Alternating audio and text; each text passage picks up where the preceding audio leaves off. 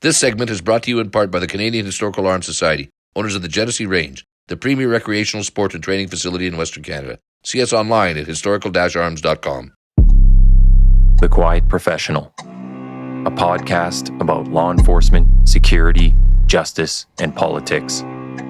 We are digging deeper on the issues and going where the information takes us with access to experts and authorities.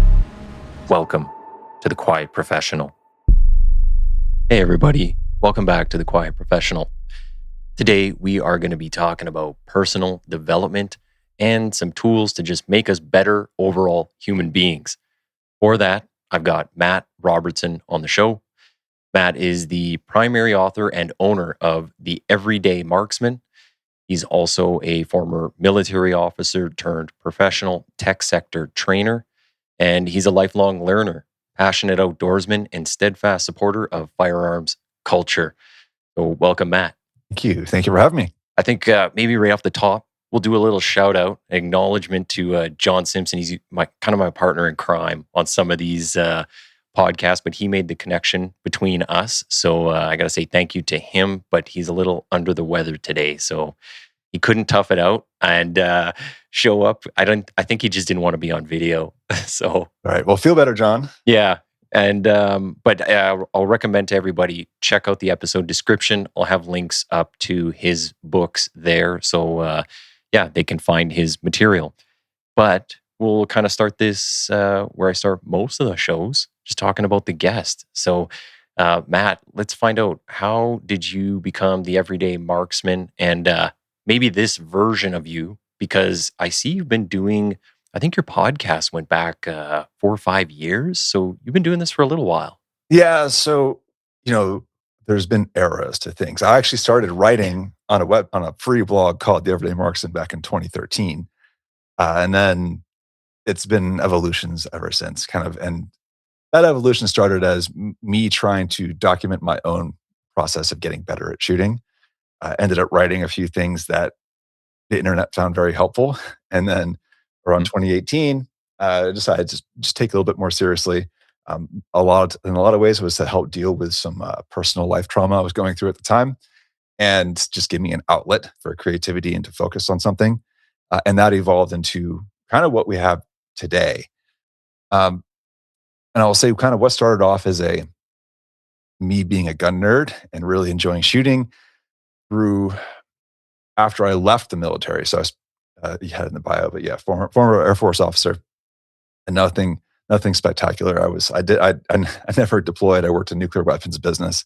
So that sounds interesting. It's interesting, and there's a lot of great lessons learned that I'm sure we can talk about today. And that kind of flowed into what I ended up doing. But when I left the military and started working in the tech sector, I had these conversations with my coworkers who just did not have the life experience that I'd had and the kind of exposure to things that I had had. And through a lot of conversations, one of those what if this happens? What would you do? And just kept seeing this pattern of them not having an answer and not even knowing how to come to, what I might try and do.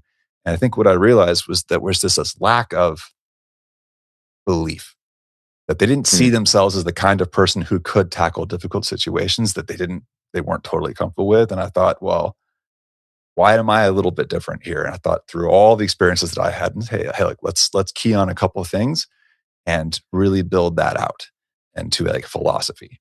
And that's how I got to the Everyday Marksman. On that, I guess you started more as a gun guy, and then you kind of developed into more of looking at this holistic picture of who I am and then what other people are doing. It kind of went that path, not, you're improving yourself and guns just happen to be the hobby on the side, right? You kind of went that trajectory. Yeah, I think that's a very fair assessment to say. Being a gun guy, you're accustomed to seeing reviews and articles, and even before I started writing, I was reading magazines, and it's always the same kind of thing. It's always, what's the latest thing? What's the latest review? And everybody says it's great. And inside tip from the publishing world, you're never not going to see that, because if it's not good, you're just not going to run the article. It's not worth the time in print space to publish something bad. But I didn't really always like that perspective. And I think it took away from the idea of if you're focusing on improving, then always writing about what the latest thing is actually detrimental to that, because you're spending your money buying the latest thing versus spending your effort actually getting better. Yeah, getting to learn it, getting to, improve with what you have, right? You can always just buy the latest thing. It's going to supplement some of your abilities. Yeah, and I think that's exactly it. It's a supplement. I had this idea that I shop around with a lot of people who read my stuff, and they see this over the years where, the latest stuff matters and it's cool, but the incremental gain you get by buying it is heavily dependent on how good you are to begin with. So, like, well, we can use optics as an example of something that, if you don't actually have good fundamentals of how to even shoot a rifle well, then buying a better optic doesn't, like, assuming you had a reliable quality one to begin with, like that there is a jump from, like, I have trash to, hey, this is good quality. But then the jump from that to outstanding world class isn't that significant. The diminishing returns is really high, and that's just true across the board. And then you see, I see examples of people who will go buy crazy expensive rifle, and then they can't actually afford to feed it the kind of ammo it's going to perform well with.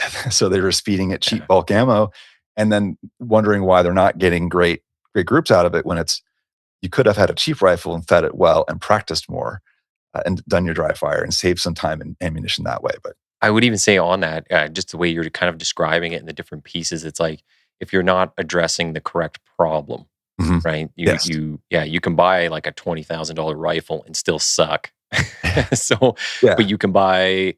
Well, actually, I have a good example of this. So at work, we just like have our Colt carbine C8, and we just use that. And like I'm a decent shot, but I'm no sniper with it. I'm no marksman of like, I'm not getting all the badges and everything. But when I took my $1,000 AR, I think it was a Savage MSR 10, MSR 15, whatever it's called.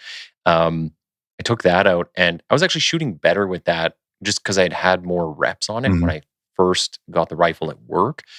And the rifle at work's got I don't know, the little red dot on it, like an aim point. So it's like $1,000 starting. The rifle itself is, probably around 2,000. It's got a few upgrades. I have this $1,000 rifle, and I've just been using it more and practicing more of the fundamentals, actually using John Simpson's book. And I was shooting way better with it. So it really just comes down to, are you addressing the right problem? Absolutely. Like there is the idea of identifying the right problem. But I want to go a step further and say, like, I'm going down the gear track here, but ultimately the why, like, why do I actually talk about things that I do and the way that I do it, is less about just the pure marksmanship. Like there's the fitness components, but it's actually going back to a book I've cited for years by Lanny Basham called With Winning in Mind. And I remember reading that when I was a lieutenant.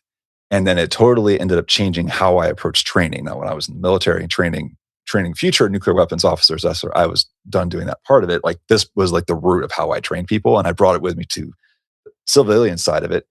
But the point of it was, you have to get people to adjust how they see themselves.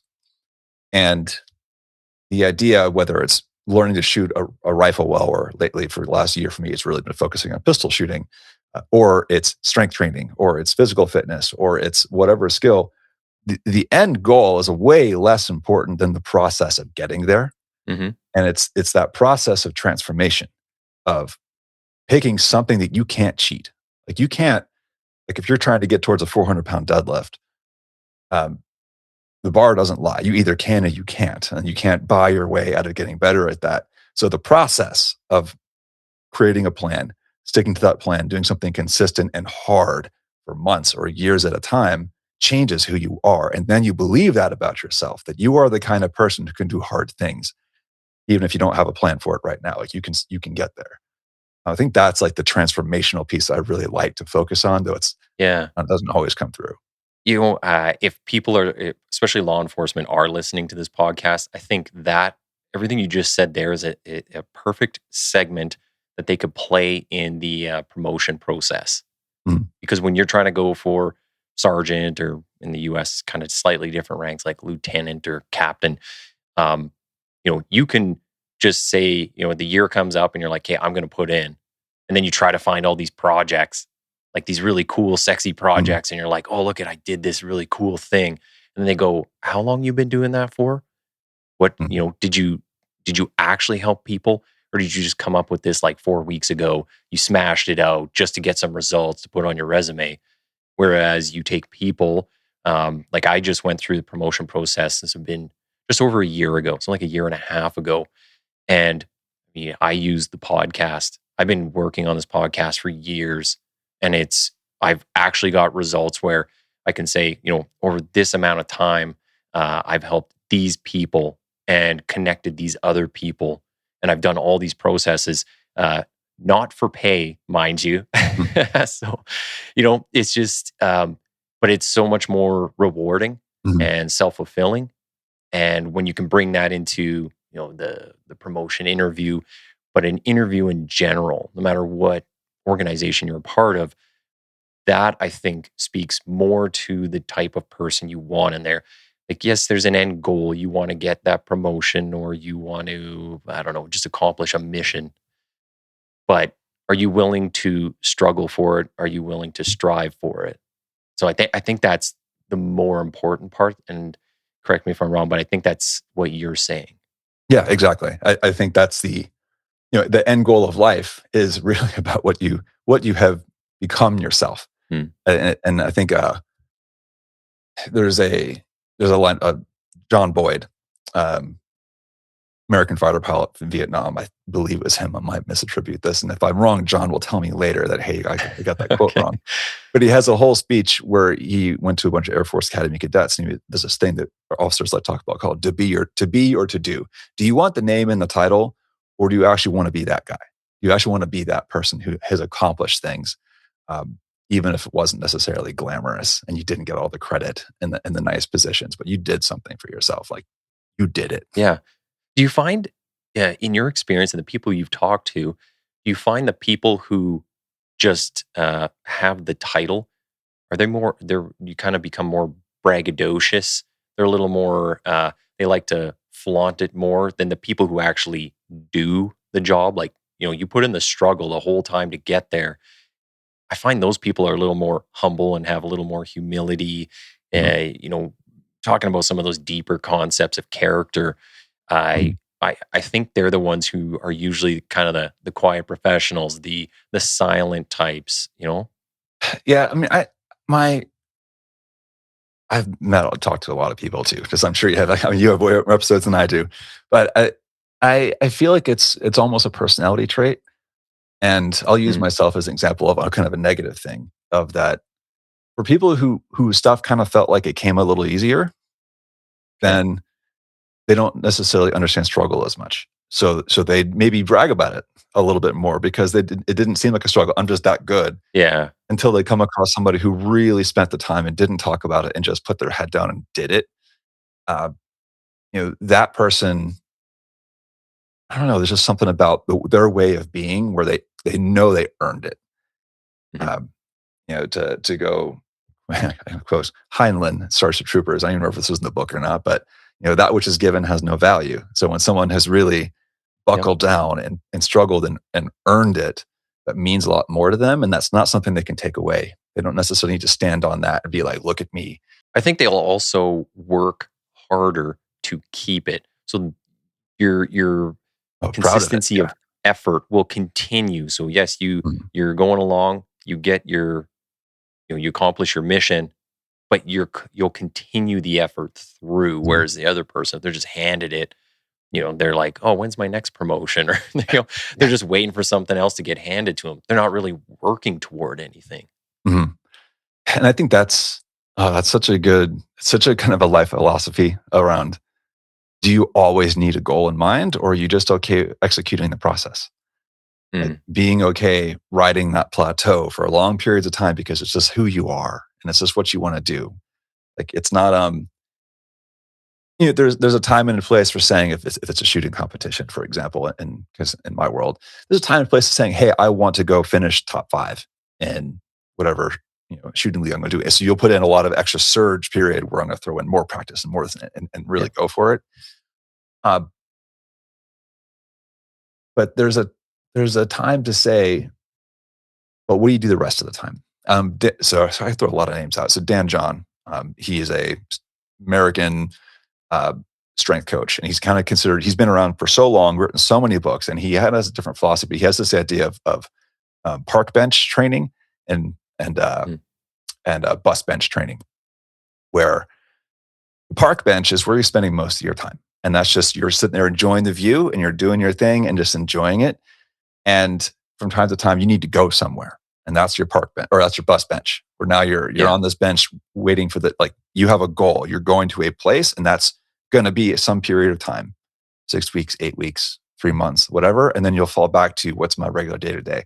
And I think being cognizant of that difference in all aspects of life is a good philosophy. Like you can have a pretty regular practice routine for, if you're talking about weapons handling, for example, it's what's your dry fire? It doesn't need to be an hour a day, every day. Yeah. Maybe if you're going to, sorry, I'm not law enforcement, so I'm going to make some presumptions here. But it's like, if you're trying out for SWAT and there's going to be a standard you have to hit, sure, it makes sense to dedicate more time and mental space to doing that thing. But if you're just trying to be good at your job, no, you can do that consistently, 10 minutes a day, 5 minutes a day, 10 minutes twice a week. Like you can do some things better than nothing. Yeah. And just kind of maintaining it. Actually, when you're talking about a park bench and a bus bench, I was like, man, that guy must have grown up in a rough neighborhood or something, because it's like you also kind of learn about people through the analogies they use or the examples that they use. Again, like you're talking about exposure. What have you done in your life, or what have you seen? Where have you been? Yeah, I think that's an interesting way of putting it, but a very good way of putting it. One thing I wanted to ask you was just on your catalog of podcasts. So you have guests that you interview kind of like a regular podcast show, right? It's like an hour long. You talk to somebody and you go through their life and things that they got going on. But then you do like these, I call them like a little 15 minutes kind of talking about, it's just you and the mic. And you're talking about life, you're talking about experience, kind of all the things we're talking about today. What's your inspiration? So where do you go, or who do you listen to come up with that material? And then can you also explain how you come up with that material? Because sitting alone with a mic can be dangerous, but it's also, it can be very scary, because you are very, I can't even think of the word, vulnerable. Like when you put that out there, depending on how deep you want to go with some of that stuff. But, you have some very interesting perspective. So I'm wondering, where's the inspiration come from? Oh man, that's a hard one. So I would say I'd probably pull it from a few places.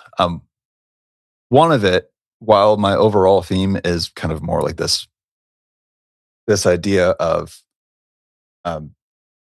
being competent is the ultimate form of care for your family and your community, like actually being good at doing something so you can take care of them, and just how do I explore that idea? But that flows into, what do I want to teach my son?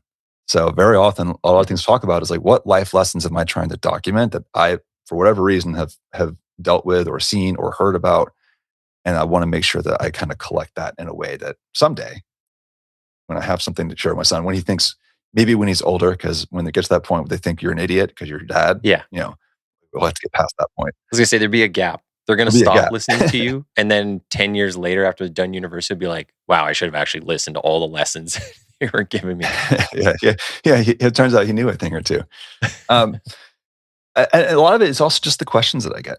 So a lot of it is, I get emails. I get people who are in my little community forum and stuff who are asking questions, or they share articles, and I'll read it and I'll think about it. And then sometimes I'll give them a quick answer, and then I'll mull on it. And then I'll be like, well, how does this relate to the overall picture? I think one of the more recent ones I did, I called it Dangerous Old Men. And it was, shameless plug for the Appleseed Project. But, the Appleseed Project is a basic marksmanship teaching thing I think they have Maple Seed in Canada is Yeah, a related yeah. organization, and they do a fantastic job walking through the narrative of Lexington and Concord, like what kind of happened. But the theme I pulled out of that was the number of people, characters in this story, where John Parker and people who you kind of heard names of. When you look in their stories, we have this perception that you're only really useful when you're young, that you're only you're most capable of being fit and fighting when you're in your 20s. In your 30s, you're an old man. And you had guys like John Parker who were 46 years old, and he was dying of tuberculosis, and he was the leader of the militia at Lexington. And he died a few months later. You had other guys like Samuel Whitmer who were in their 80s, who just did these incredible feats. And it's this idea of you're not out of the fight. Once you're past a certain age, you're never really out of the fight. It's about what do you believe about yourself? Back to that idea of how do you see yourself? So I don't know. The inspiration I get out of things is I'll read a story somewhere, I'll read an article and be like, how does that relate to the big picture? And then what's the connecting pieces that I can tie back to the other things I write about? So that's probably not a great answer. I'm sorry. No, it is. Yeah, you know what? It's a good answer because it kind of leads into what I wanted to ask next, where do you think you developed that ability to see things differently than the average person? Like it's if someone's watching, you're talking about like battles. Mhm. People watch it because they're like cool explosions, and I want to see just like the fighting and the carnage. It's a movie to them, but it's very superficial. Mhm. And it's like when you're sitting there though, and you're going, well, what can I actually take from this? So I'm an active participant in the thing that I'm listening to. If it's a podcast, the thing I'm watching, if it's a movie, because I've thought about this where I'll watch movies, and I'll watch movies now that I watched as a kid, and I'll just realize like, wow, I never paid attention to what they were actually saying. Mhm. Or what they were actually doing. I just thought something was funny or it was cool. That was the extent of it. But now when you watch it, you're able to extract like a deeper meaning out of things. Mhm. And it's not like it's hard work, but I think people think it's hard work to Mhm. actively pay attention to what's going on. They just want to sit there and be mindless. And I can Mhm. understand that sometimes. But yeah, it's just once you learn how to do that, it's actually not hard. And which will lead into some stuff we'll talk about later. But how do you you want to get these lessons from other places and then translate it into pieces in your life? Well, first, I hear you on the watching movies you saw when you were a kid, and sometimes I'm like, how was I allowed to watch this?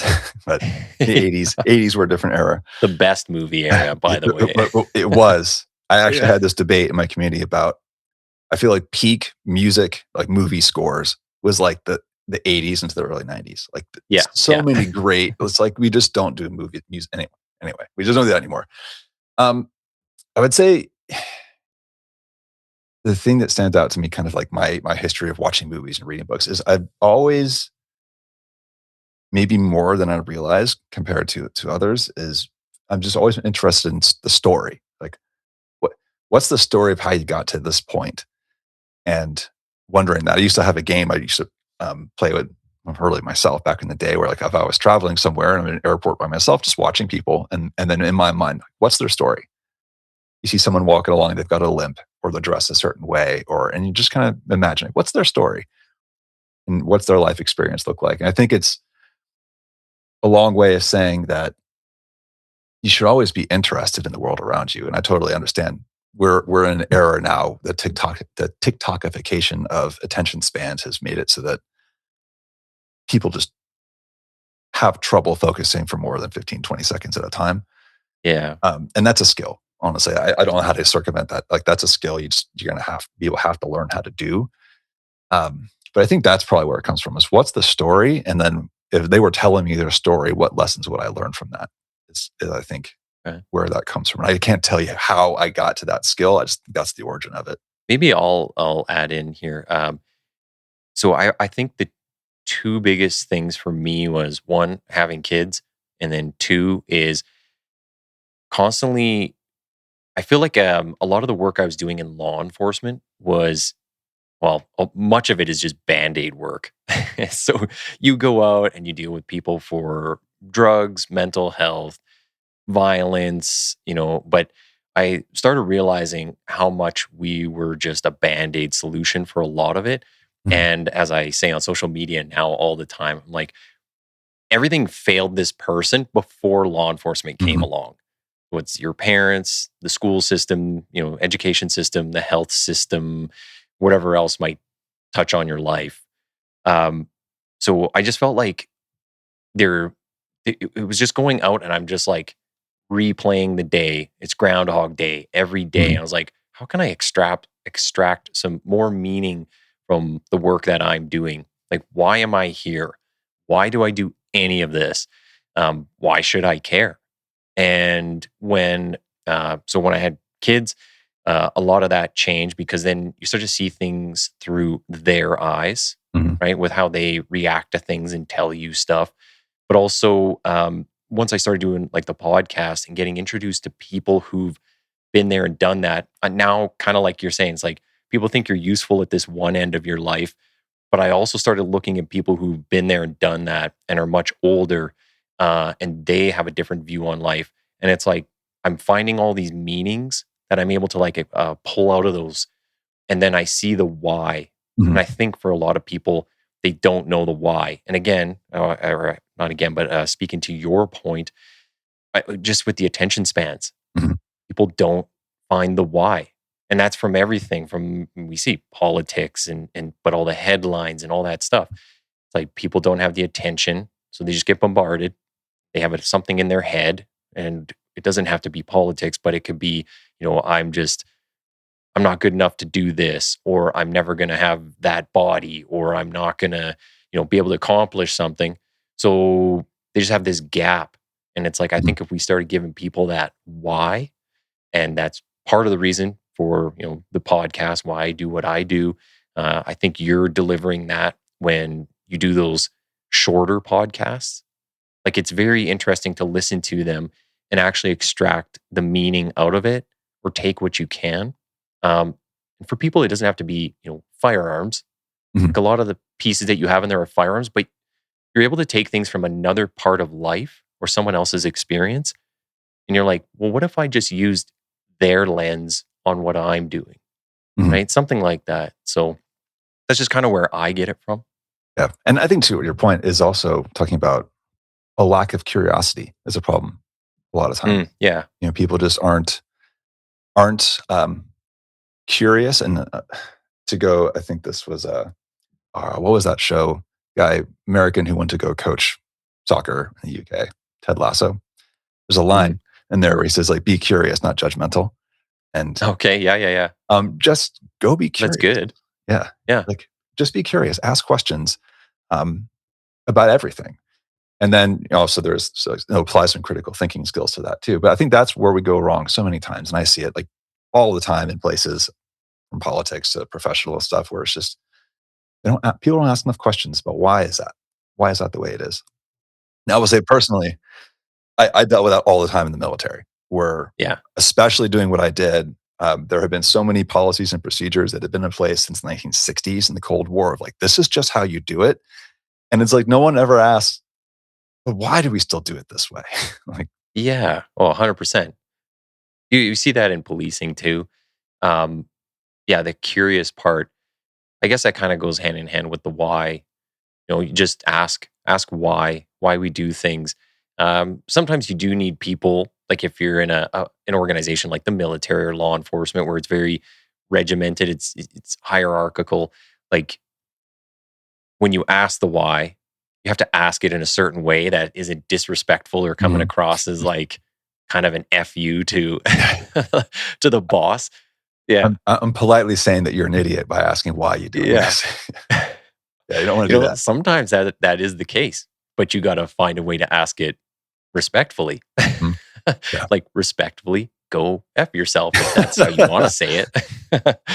um, but I think you're bang on with a lot of that stuff. I just I really want people to start asking more questions and get out of the little bubbles that they live in. I mean, I'm guilty of it too. I'm on group chats where we'll just flip news articles out or something and be like, "Oh, look at this guy saying this," or "Yeah, no, to be expected," or you get those ones like what are those ones that make kind of the fake news headlines? Can't even think of it right now. The B. Oh, okay, yeah. Like, What the hell's yeah. the name of it? I can't even Oh, think. the B, yeah.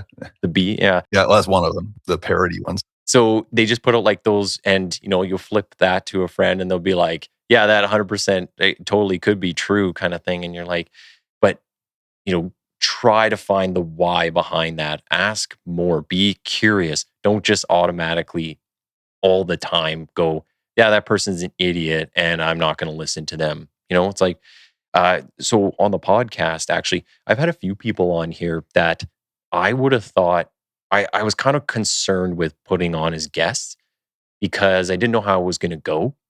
And being from a law enforcement background, so that would be like academics, Mhm. some politicians. You get them on, you're like, well, let's see what happens. Maybe we won't air this episode. But once we kind of get them out of the bubble of social media or headlines, and you go, okay, who are you, and why do you think this way? Tell me about your background. And once you start to actually just get to know somebody, within like an hour, we're agreeing on 95% Mhm. of things. Maybe we think the way you get to the end is a little different, but find overall we're all just human beings and we're trying to survive. And Mhm. so it's interesting. Yeah, just to kind of continue on that point, plus one on Mhm. that is that, back to the attention span problem is I think the rise of the social media, like over the last 20, 22 years, really, if I go back to, it's like Facebook being like the kind of starting point. Mhm. People live such, not live, they perform such curated lives online just to get the right sound clip, the right meme, the right image to go along with it, because that's what the public expects to see now. That's what people want to engage in, those little short snippets of things. And it is a lack of curiosity, and that they expect people aren't going to ask any more questions than that. And it's really hard for someone who is curious that then, well, okay, but tell me more, because so that you never get the time to do that. And that's where the podcast format's amazing, because then you actually Mhm. get, we're going to talk for an hour about whatever this thing is. And it turns out that people aren't as separated as they really think they are. Like they're typically, actually, most people agree on a lot of things, but the performative aspect of things can be a serious issue these days. Yeah. Do you find do you draw inspiration from particular areas more than others? Like, I know you're obviously heavily involved in the firearms culture, but are there certain things, like, do you like to read and review politics a lot and then draw things from that? Or do you have, like, is it sports, or, just, and then on that, how do you take lessons from something that could be completely unrelated to what you do Mhm. and then incorporate that? Yeah. I'm interested in politics mostly from the aspect of how it relates to history. And of, Mhm. I think there's relatively few things in the modern world that are like totally new. Um, and for the most part, a lot of things is they have patterns. And I know John in his books, like the foundation, like he points this out. Like I think one of my favorite Yeah. stories that John did is like he likes to point, like he uses diagrams from the 1800s that how to do the proper kneeling position. And he's like, everybody telling you they have a new, better way to do kneeling today, like no, like Yeah. they're just rehashing stuff that we've known how to do for I like generations. when he goes on social media and blasts people Yeah, too. He'll put those up. I've been on the other side of that one. It's both disheartening but also great. Uh, I think he called me out once because I misattributed a quote, and he was like, "Yeah, that's not a real quote." And I was like, I'm just gonna start putting up fake posts just to mess with him. But so I think a lot of it's history. A lot of it's just Mhm. again being curious about what are we saying today, and how is that different from before? What are the fears people feel like just to talk about patterns. I mean, I talk about this one a lot. Everybody's talking about AI these days and how AI is going to totally like change the human landscape.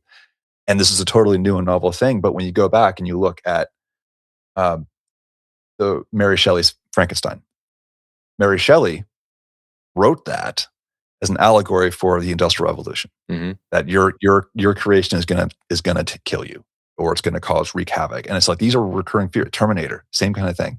Like we have these themes that recur over generations, and it's just we'll be okay. But it's understanding the patterns of stuff and how it relates. I'm sorry, I'm going on a tangent. No, you know what? Even as you're saying that, though, that is directly going back to what we were saying just maybe 10 minutes ago, where people can watch The Terminator. I watched it as a kid, and I remember it's just like, it's cool explosions and robots and stuff, but it has a meaning. The Mhm. person who made the movie is trying to convey some point, some story, right? And it's like, well, what are you actually drawing out of that? So, Mhm. but you're right on point. Well, thank you. So a lot of looking at and politics is only part of it. Mhm. Obviously, given what I do and what I write about, I have to be mindful of what politics are going on in the U.S. around the topic. Um, I actually think there's a lot to learn, and this is probably the second most common topic I even write about is actually from the physical fitness world, and because there's a lot of similarities, and for that matter, musicianship too. My wife's a professional musician, and she's an incredible strength trainer. Not yeah, she's great at doing strength training and programming Mhm. and being super disciplined. And we really attribute a lot of that to the fact that she's a musician. She's accustomed to doing things like these boring scales over and over and over thousands of times until you get excellent at it. And the same thing carries over to fitness and to shooting and to lots of other skills. But I think the fitness world in particular has a lot of similarities because of this idea of doing something hard that's going to take time to improve on, and it very well be very uncomfortable at times. I mean, it's hard to quote Paul Horn, who's a strength coach I interviewed years ago. Um, it's hard to be thinking about anything else when you've got 300 pounds on your back at the bottom of a squat. Yeah. Like like in that moment where all your focus is on, I need to get this bar back up or I'm going to get crushed. Mhm. That's putting yourself in position to do something hard and get and succeed, and then be proud that you did it. And I think you can expand that out to the whole world of all the things you could do in strength and fitness and athletics. And I don't know, I feel like that's a really inspirational idea of you intentionally just choosing to do something hard, focusing on it, and then surviving it, and then saying, "Hey, I can do that. I did that." Yeah.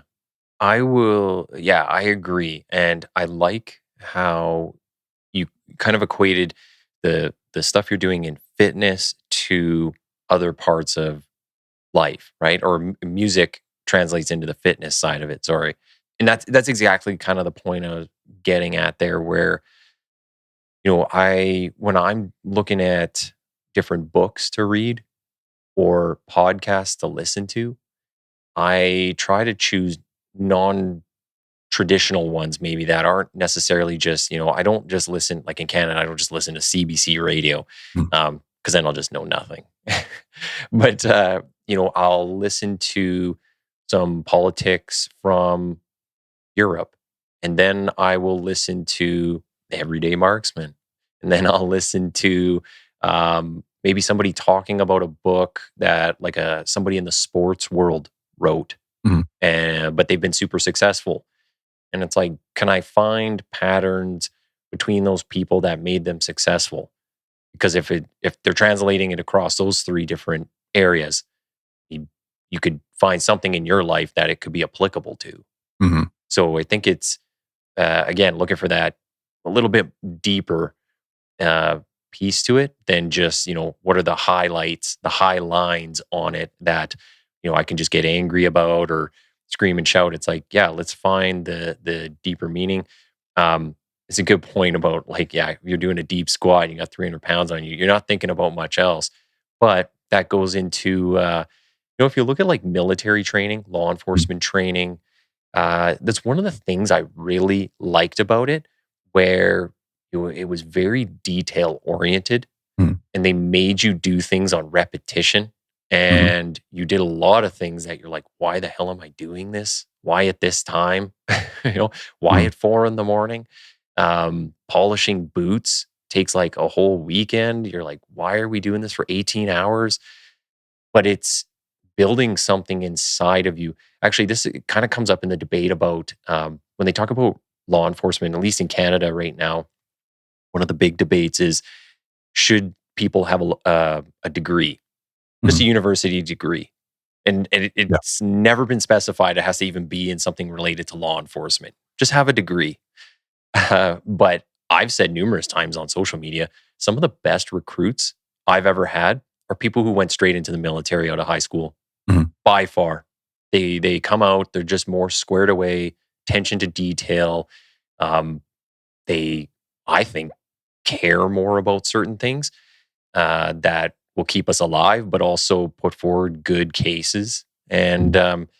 it's it's interesting looking at some of those things. But I think like there's certain job types that you could learn stuff that is more applicable.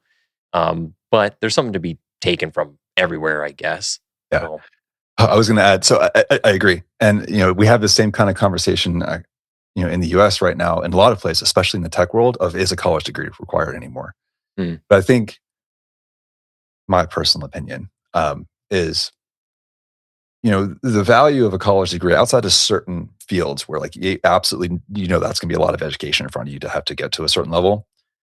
The idea that the college degree was beneficial was because it was proof that a person was able to show up day in day out for 4 years, 4-ish years, and succeed, set a goal and succeed and do something. And they had to have learned something along the way. So at least it's like that mm, first filter. But to your point, the military works very similarly.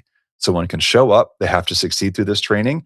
When we know what's going to be required generally of them to do that, and then to not get kicked out along the way. So yeah, they have to be able to do these things well, or at least like show some discipline and level of it. And I think but just to extend that analogy, that's back to why I do what I do. Like, I think the kind of person who can show up um, every day, and especially, if they're older and established have a family, the kind of person who can get up at 5 o'clock in the morning every day and go work out for an hour and actually reach pretty respectable goals, you know, that kind of discipline carries through to the rest of their life. The kind of person who can show up and do dry fire and go shoot a match and do reasonably well, uh, for no other reward other than they enjoy doing it. The mhm, kind of discipline and the mental fortitude that it takes just to show up over and over and over again, that matters in life, and it carries through to whatever you're going to do. yeah. Do you find, actually, maybe I'll preface this with, because I don't know your background, like your whole background, your history. You Yeah. mentioned some personal stuff from before, so you can dip into that if you need to, or totally stay away from it. But this is something that I kind of talk about with the guys that I work with. It's something I mentioned in my promotion interview a year and a half ago. And they kind of, I remember in the promotion, they asked kind of, why you, why now? Like, why should we pick you of all the people applying? And part of my answer was because I'm squared away at home and I have a good home life. And I think that brings consistency and reliability to the work that I'm doing. So that's a very short version of how I answered that. But, do you see certain aspects of life, like when we're talking about this developing self, kind of improving yourself, but I mean, you're improving the people around you. So you have a responsibility there once you start doing that. Do you think there's a certain aspect to life that you have to start with for your foundation? Do you got to be like, would home life kind of be the foundation for all the other things you're going to go out and do, whether it's work or hobbies, your coaching, your teaching, whatever it might be? Like, is there a certain spot you really want to start with and try to solidify that? Hmm. That's a good question. And just to address, because you brought it up, I won't go in the weeds. I'll just say there was a period of several years where a lot of people very close to me all passed away in very rapid succession, and sometimes Mm, not in nice, peaceful ways. okay. Um, and at the same time, I was transitioning careers, leaving the military, trying to go, and all this was happening at the same time, and got through. And a lot of that I will attribute to the relationship I have with my wife. Um, Yeah. Very solid. We respect we love each other, but we also respect the hell out of each other, and we're there for each other's goals. So through all of these things. So I think that's a huge component of it. I think there is a mistake in thinking that people should go at things alone. Like I think actually that's the wrong approach to your point about foundations. Humans are social creatures. Like we need others around us, and that could be family. It could be your unit. If it's a military thing and you're young. But I do think it's important to have some kind of base to give you a why of to care enough to be competent for those around you. The idea, I don't know if you're familiar with this, but and if I'm wrong again, John will tell me, but the root of the word care is cura, the Latin, and it meant curate or guard. So if you were to give care for, you were guarding those around you. And I think that that's part of it, is that you have to have someone you care enough about or others around you that's going to keep you focused and doing something. So that's your root. You need a why. And I think most people aren't disciplined enough to just do it for themselves. They actually need something broader to focus to give them that why. That's interesting. Yeah, like I mean, I don't know if I listen to so many podcasts, and I think the general theme is that like human beings are selfish creatures by nature, right? I'm going to take what's mine or what I think I deserve first. It's that's more common than not. So for the motivating factor to be external is a very interesting take. I'd have to think on that one. But I think it's a very good point, but I'd have to think on it. I could tell you right now, the answer I had, I mean, I just threw it out to you, the question, and I'm like, hey, give me an answer here in like the next minute. But I was thinking about that for a long time, is like, well, how can I be best serve the people around me, both my peers, my bosses, my chain of command, but also the public, also my family. How do I serve all of them? And where can I build the best foundation? Maybe I just have to incorporate some of the language that you used more into that foundational piece where it's like, well, I guess I'm kind of even saying it when I'm saying I'm looking to all these outside people and going, okay, I have a responsibility to my kids, to my wife, to the neighborhood, whatever it might be. So, yeah, very interesting. Yeah, but I think there is a balance here. Like nobody's ever going to be totally selfless, and I think to your point, there will be people who are very much me first and selfish, and realistically, a lot of times I think we would call them kind of antisocial behaviors. But at the root, I think there's always going to be some balance of my tribe and who is closest to me, and then what kind of priority do I put on making sure that I'm showing up for them and not just myself. I wanted to ask, just because we're kind of coming up to the end of the time, and just as we're talking, I'm making tons of notes here. There's lots of research I go and do once I'm done these podcasts. I'm always looking up books and stuff that people mention, so I'm just jotting away. But I wanted to ask you, where or what are you finding as your most high impact area? So with the feedback you get from the audience you have, is it still mostly about guns? Is it still like firearm culture? Or are you finding the fitness component? Because you do a lot of stuff on fitness. Yeah. Or is it just life coach in general? Where are you finding today that you kind of are having the highest impact? So from the emails that I get and the messages I see come across like the forums, I think everybody has their favorite area, but I do think it is this idea of how it ties together to actually be about being a better human being, a better, more capable human being. And that it's not any one thing.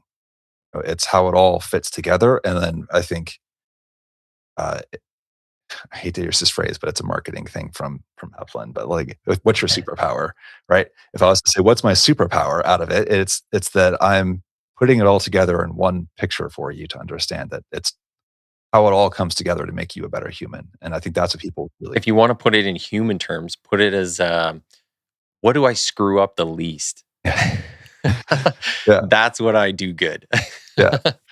Man. I'm wrong a lot, so I'm not going to shy away from that. Like there are plenty of articles I published and then realized, yep, that was wrong, and then I delete it or fix it. So you know what? That's what I'm going to say. Is that Yeah. actually the thing that I think people appreciate most about reading my stuff or listening to me or talking to me is I'm willing to be wrong. I'm like, Yeah. I'm like, that's just, But that's humility. yeah. And that is a super hard quality to find in people nowadays. So, on that, I'll say when I do posts online or even when I run some of these podcasts, I try to frame things as questions a lot of Mm, the time. And it's not out of an avoidance of, you know, um, being wrong or being scared to be wrong or, um, it's just, I'm trying to show like I don't know everything. And even though I'm in law enforcement and I've worked a ton in gang work and I could talk for hours on informants and violence and all that stuff, I would never call myself an expert and I'll still defer to other people. That's usually kind of where I've tried to make that like my initial reaction or my initial response to things. mm, Because then it also gives you time to look in the room, or on the public space and see who else is in here listening, who else is playing in this game or whatever we're doing, and what do they have to say. So it's like it's humility right off the bat, but also taking things in. It's the whole mm. being more willing to listen than speak, right? Kind of like Oh I yeah, got two sure. ears for a reason, one mouth. So, do more listening. And I think it's some of that, Yeah. maybe.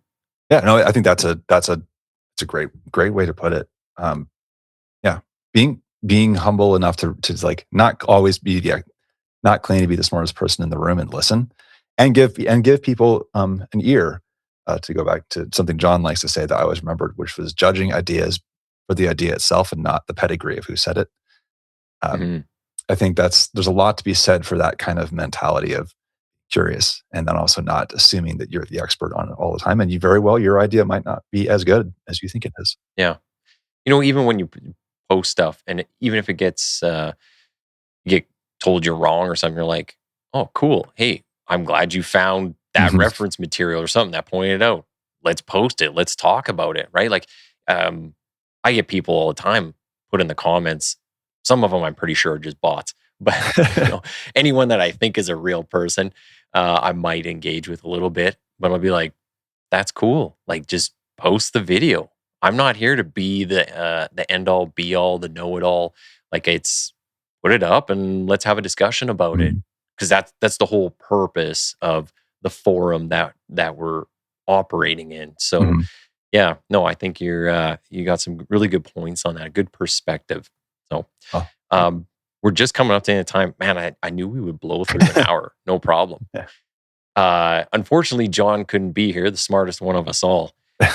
So, we'll have to do it again and get him in the room too. Oh, I was listening to your very first interview with him, yeah. and I want to say it was 2019. That was episode number 2, I think. Yes, I was listening to that, and just how and the way I kind of generated one of the things I wanted to ask was because he was mentioning how he mentioned something about Bruce Lee.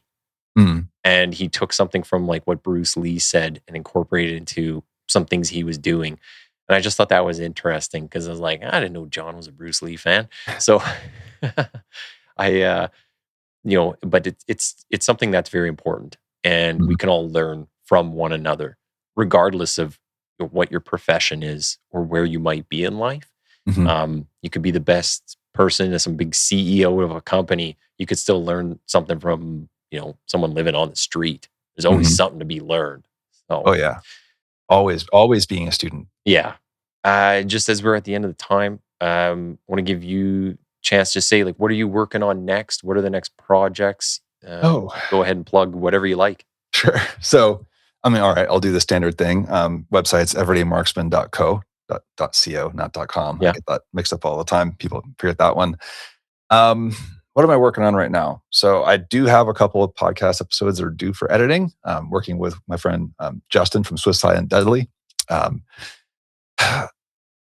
aside from that, big picture, what am I working on? So I am at the same time as I'm trying to finish a book, which I've been casually not working on as much enough for like over a year. I'm really going into this idea of what does a progression look like. So in the past, I've written about things like what's the minimum capable citizen, and then in the last year, it kind of bumped up to what is the martial marksman, which was a play on martial artist, but with marksman. And I'm trying to go through this thing I had done years ago with these like mini challenges, almost like Boy Scout badges. I'm really trying to focus on what does a progression look like to go from my coworker who didn't know how he was going to handle losing power for multiple days at a time if he got hit by a hurricane, to what should he do along the way to go from knowing nothing to being an asset to society and to his family and to his community, and what are the things he should master along the way, and what benchmarks can he measure himself against to get there. So I think that's kind of like the next big evolution I'm working on. Very cool. Well, I'll keep an eye out for that, and we'll definitely have to get you back on once you get closer to putting those out, and we'll chat about those. So you have the website you mentioned. Obviously, you have the podcast, and you're putting those out. I think you put them out like once or twice a month. Yeah, it'll vary. So I know. So the cardinal rule of podcasting is you're supposed to do it at least once a week. My problem is time. Yeah. And I accept the idea. Time is a limited resource for everything I try to do. So I put them out when I think it's appropriate. So it could be 2 in a month. It could be 1 in a month. It could be 1 every 2 months. It'll be like, hey, because I write so much, it'll end up being like, hey, this seems like this would be better in a spoken way to discuss versus just being words on a page with some pictures. So yeah, I really can't claim any certain regularity with posting podcasts, but I do have some coming. Where else can people find your work? Instagram, any Facebook, all that? Yeah. So yeah, this, I don't really do Facebook. I don't get that anymore. But yeah, so website, everydaymarksman.co has all the links. So there is Instagram, X/Twitter.